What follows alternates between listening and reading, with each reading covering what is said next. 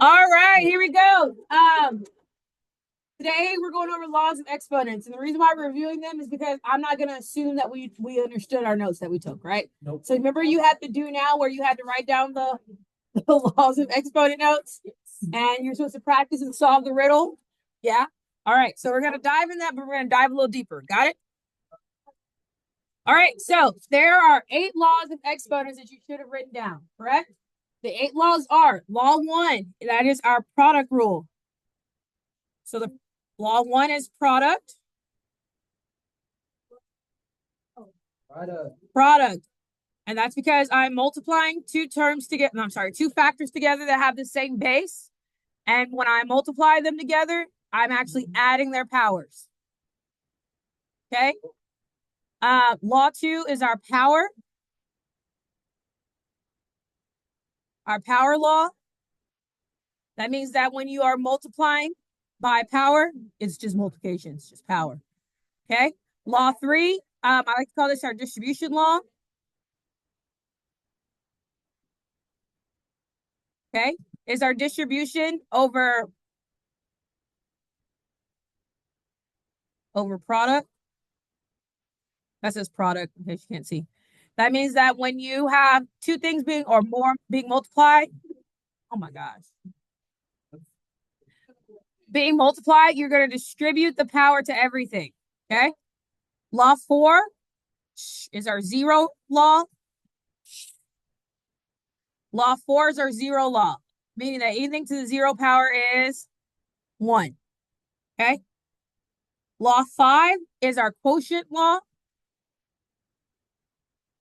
Our quotient law. That says product. It got a little weird. I'm sorry, it says product. All right. And then quotient rule is that if you are dividing dividing two numbers that have the same base, you're subtracting their powers. And then law 6, all y'all do not need to be on here. Okay. Okay. All right. Law 6 is our distribution over quotient rule. Over quotient. And what that means is you distribute the power to the numerator and to the denominator. Law 7 is our rational exponent law. So our rational exponent law means that you have a fraction as a power. Okay. The numerator of the fraction is the power of the number. The denominator of the fraction is the root index of it. Okay.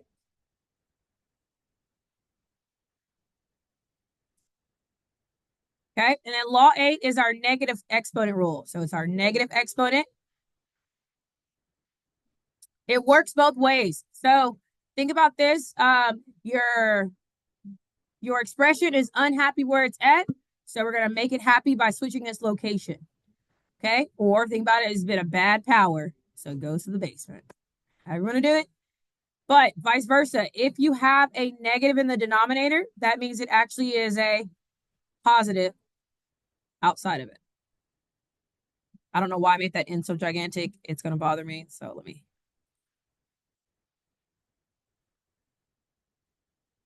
Okay. So we're going to be putting all of these powers to use and analyzing them. Okay. These are our 8 laws of exponents.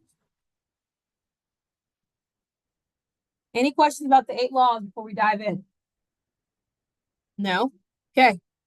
What are you writing? What are you writing? I know the labels you gave. She sits in the front row. You never know. All right. So simplifying. Number one thing to do before simplifying is to eliminate parentheses. Any form of grouping we want to eliminate. So that involves simplifying, combining like terms, distributing powers. We want to do that, right? Number 2 is to condense down to the least amount of terms of factors possible. That's our goal. We want the least amount of terms as possible. Got it? All right. So let's start off simple. So number 1, we have -4 times -4 to the third. Okay. When there is no power, it's Casper the Friendly One. There's a 1 there. Okay? Which law am I using here? Law what? Law 1. Why is this law 1? It's multiplying, it's product. So we're using law 1. My bases are the same. And because my bases are the same, that means I'm doing what with my powers? Adding. Okay, I'm going to keep this in parentheses. So 1 plus 3 is? So we have -4 to the 4th power. -4 to the 4th power means I have -4 times -4 times -4 times -4 times -4. Right? A negative times a negative makes a positive. A negative times a negative makes a positive. So now 4 times 4 is? So we have 16 times 16. Anyone know what 16 times 16 is?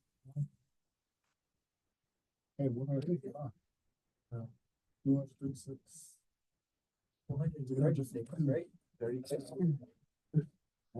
Why don't you just do it? 130. Thank you. It's not saying that. You never said 256. You said 230.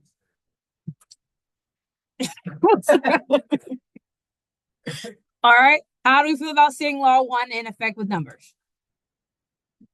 Doable? Yeah. Yes. All right. Which law is number 2? No. Law 2. Okay, it's the power law. If I have a power with a power, what am I doing with them? Multiplying. So this becomes 2 times 3. And what's 2 times 3? 6. So this equals -3 to the 6. -3 to the 6 means you have -3 times -3 times -3 times -3 times -3 times -3. A negative times a negative makes a positive. A negative times a negative is a negative times a negative is a. I'm going to pair up because you only can multiply 2 things at a. So we have 9 times 9 times 9. Nope, I'm breaking it down. So you get 81 times 9. What's 81 times 9? What we get? 729. Okay? Is it necessary to break down the exponents? No, but I just want to make sure that we all understand that a power is repeated multiplication. How are we feeling at level 1? Dramatic. Okay, cool. Let's move it up a notch. Okay, so now we're here. Example number 3. Which law am I using for example number 3? Law 3. Why is it law 3? Because there's multiple factors and a power on the outside. So I have to distribute that to everyone on the inside. So now we have, and when I distribute, we end up with 3 to the 4 times x to the 4 times y squared. Okay? What is 3 to the 4? We just did it. Well, it's not. We did it before we got to 2.6. What's 3 times 3? What's 9 times 3? What's 27 times 3? 81.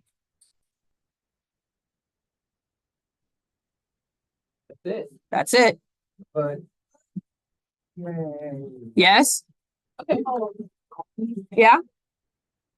All right. So now, 4. Before we do anything, we want to condense it. The goal is to condense this down. When you have a whole number times a fraction, just turn the whole number into a fraction. 4. The one next to it. Okay. We're not there yet. But yeah. All right. So first, I'm going to turn this into one fraction. So to turn this into one fraction, you multiply numerator times numerator, denominator times denominator. So n to the 7 over n to the 4. So now I've condensed this. So which law is being applied here? And what's that law? Quotient. Law 5. Law 5 tells us to do what? When you're dividing and the bases are the same, you're doing what to the powers? Subtracting. So we get m to the 7 minus 4. What is 7 minus 4? So this is m to the 3. You are a kid. No, I'm not. I'm a teenager. 16. Okay. All right. You said what, John? All right. Let's keep going. So first thing you ask yourself is look inside the parentheses. Inside the parentheses, is there anything that can be combined? Yes or no? No, they're not like terms. This is x squared and this is y squared. So I can't combine anything. Does that make sense? Okay, so before we start, we're going to distribute this to every term. Okay, so we end up with 3x squared times xy squared plus 2y squared times xy squared. All we did was distribute.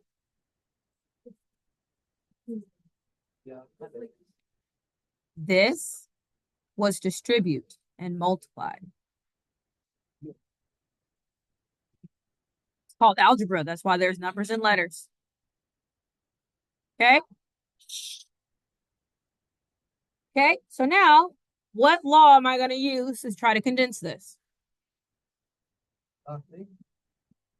Right? I'm multiplying. It's law 1. It's just straight multiplication.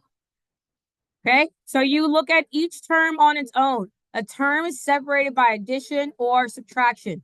So this is your first term, and this is your second term. In your first term, you're going to multiply numbers times numbers, x's times x's, y's times y's. Does that make sense? So, does 3 have a friend? No. Does x squared have a friend? Yes. So I have x squared here and x here. So what do they combine to make under law 1? X cubed. Perfect. X to the 3. Does y squared have a friend? No. Am I done with my first term? Yes. So now we go on to the second term. Numbers with numbers, x's with x's, y's with y's. Does 2 have a friend? Does y squared have a friend? Yes. So I have y squared and y squared. Under law 1, what am I doing? Adding. And 2 plus 2 is? So this becomes y to the. Does x have a friend? Is there anything else I can combine? That's it. These do not have the exact same x's and y's, so they cannot combine. Okay, remember, you only can add or subtract like terms, which means that they have the exact same, same variable, right? And are my variables exactly the same? No. All right. Yes.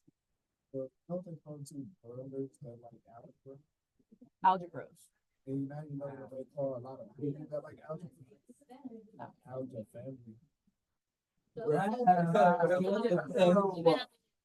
Okay. All right. We're going to move on from that one. Number 6. What law is being applied on number 6?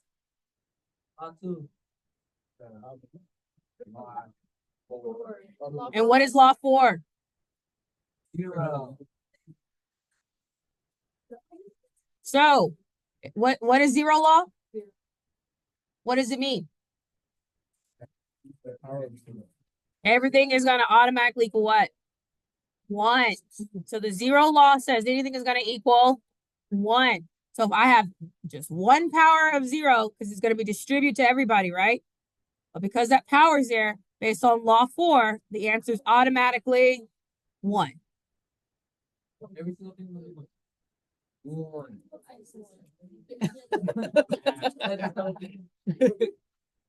All right. Questions about example 6? All right. It's your favorite? Oh my God. No. They cannot all be like example 6. All right. What law are we applying on 7?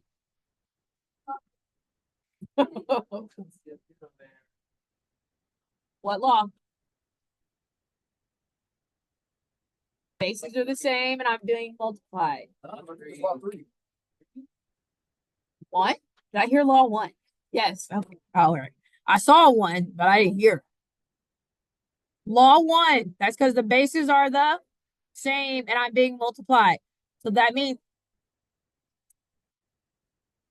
then it's none of the laws. You leave them alone. So it's gonna be 4y plus So you have y plus 2 plus 6. So the answer is 4 to the y plus 8. Because 4 is your base. You don't add them. Yeah. So on law 1, yes, when the bases are the same, that means that you are adding their powers together. You don't change the base doesn't change. Wait, what? I don't get it. It is 8. It says y plus 8.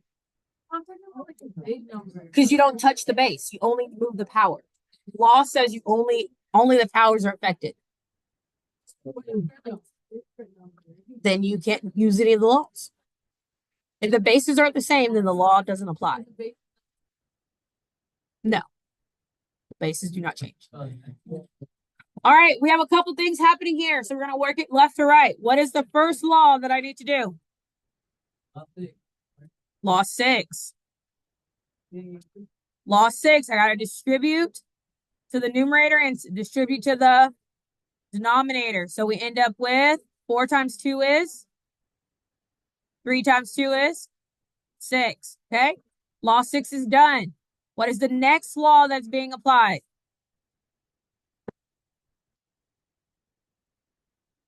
Law 3. Distribute over product, right? So I'm going to distribute. It's times. What's 2 times 3? So we have a to the 6 times b to the 3. Okay? When a number doesn't have a denominator, what is its denominator? 1. Where do you see a 7?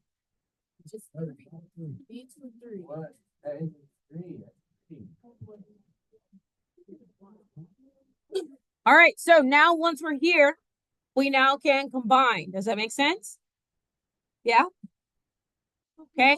Multiply. Numerator times numerator, denominator times denominator. So a to the 8 times a to the 6 is what?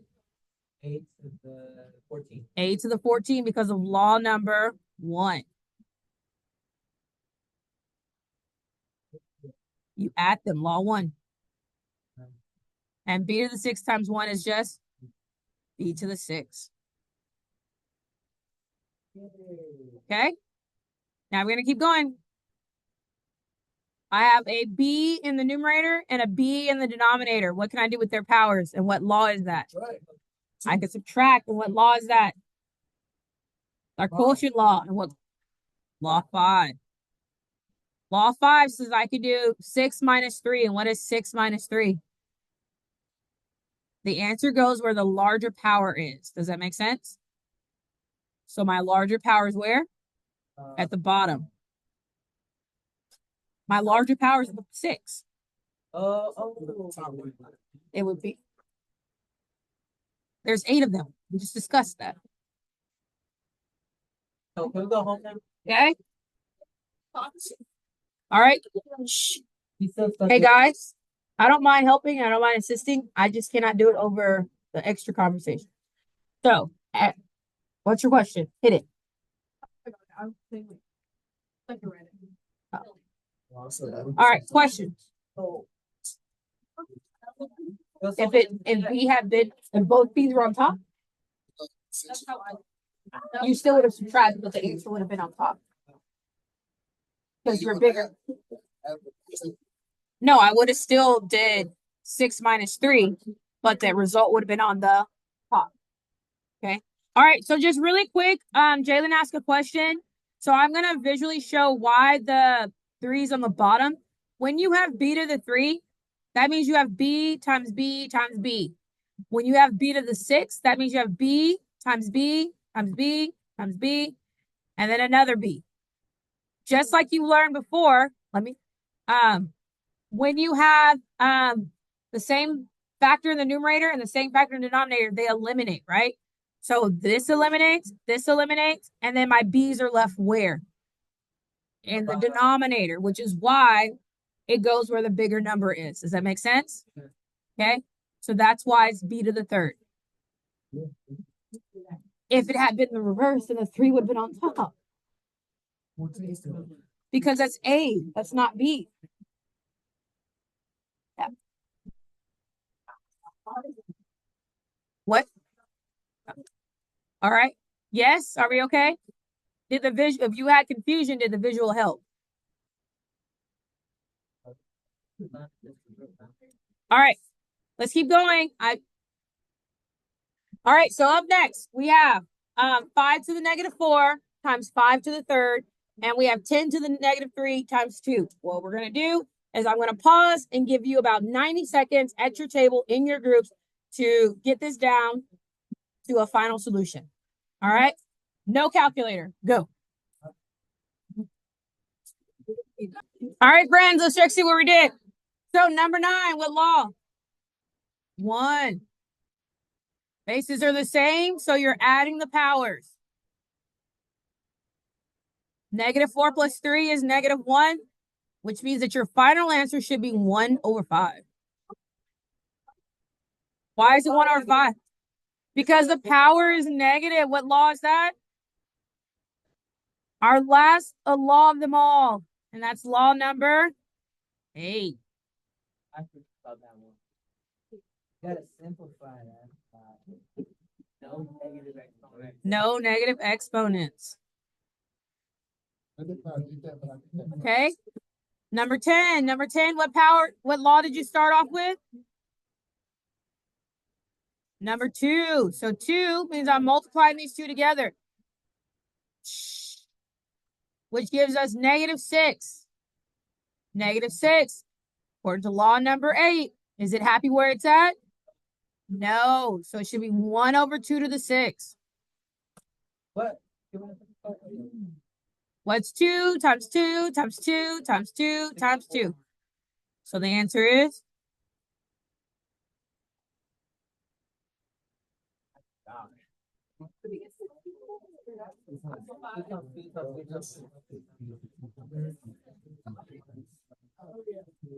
How'd we do? Terrible. Did y'all forget rule number 8? Yes. Yeah. Uh-huh.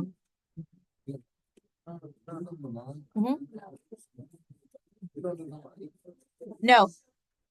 You do the adding first and then number 8. Number 8 should be the last thing you do. Okay. All right. So let's look at it combined. So now I have a bunch of negatives here, right? And Jalen brought up a good point. What do you do first? You're going to work from top to bottom, left to right. Anytime you do a problem, left to right or top to bottom. Okay. So I'm going to start with the top here. My top is 8 to the negative 3 times 8 to the negative 5, right? So using law number 1, that's where I'm going to start off with, right? Law number 1 tells me that this becomes 8 to the negative 8. And now I'm over 8 to the negative 9. Now I'm going to use what power? I'm going to use quotient, right? What's the quotient power? What law is that? 5. Number 5. So that means this becomes 8 to the negative 8 minus negative 9. That becomes 5. A negative times a negative makes a positive. So what am I left with? 8. 8 to the power of 1, which is just what? 8. 8. That's why order matters. Okay? Order matters. When a lot of things wouldn't make sense. Then you would be a caveman still banging rocks. That's better than doing this. Yeah, like this is good for You would be blind also. How would What? They had glasses, and if it's so stupid to make glasses, you would still be blind. So, without math, no glasses, boo. All right, here we go. This is our ultimate goal. To be able to combine everything. All right. Nope. You got this. So, you have a couple options here. There's more than one way to approach it, but your job is to just get this down to one number, x to some power, y to some power. Yes. That is your goal. All right. Here we go. Remember, you got this. And go. Yeah, I want. Yeah, like All right, guys. I'm not quite sure where the hesitation was, but honestly, I'm a little concerned. So, if you want to start off pretty straightforward, law number one, what's law one? you multiply. If you're multiplying, when you have fractions, numerator times numerator values, denominator times denominator values. 5 times, it doesn't have to be for multiplication. You just said it wasn't supposed to be. What? Like, you know, 5 times 3 is what? 15. 15.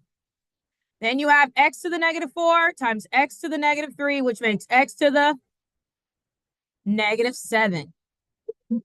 Law number one, we add the powers when multiplying like basis. You have y to the third times y to the fifth, which makes y to the 8. Numerator done. Denominator. 8 times 6. 48. X to the fifth and y to the negative fourth. Can't do nothing, right? I multiply. They're factors. They're not terms. Do the work. I don't know what to. You got to explain. You just keep saying, "Wait, miss," and I don't know how to answer that. 8 and 6 is just numbers. You multiply numbers.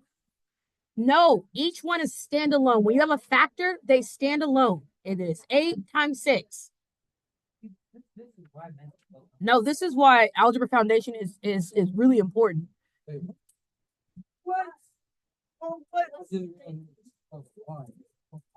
All right, I'm going to keep going. So now at this point, we are down to simplifying. Well, 15 and 48, they have a common factor. What is the common factor between 15 and 48? 3.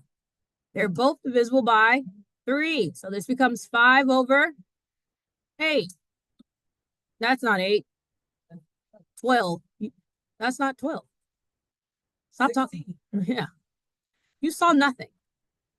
We were getting there. Wait, hold on. Yes. It's all Okay, now what law am I left to do? Subtracting law number 5, quotient. So you have negative 7 minus 5. What is negative 7 minus 5? Negative 12. Does that make sense? Okay. I'm going to write it here just so you can see it, and then I'll move it in a minute. You have 8 minus negative 4. What is 8 minus negative 4? 12, because a minus and negative turns into a positive. So this is y to the 12. Last rule is applied. Negative rule. This number, this power is not happy where it's at. It is a negative, so that means that it actually belongs in the bottom. So we're left with 5y to the 12 over 16x to the 12, and that is your final answer.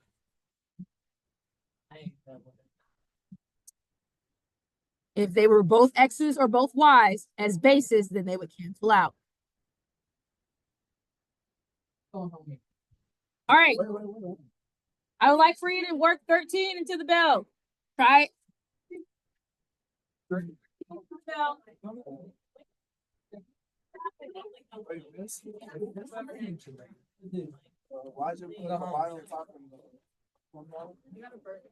So here, all I did was negative 7 minus 5. What is negative 7 minus 5? Negative 12. Why? Because y is positive, so it stays where it's at. But x is negative, so it's unhappy where it's at. So we move it to the denominator. Okay? I don't know what to tell y'all.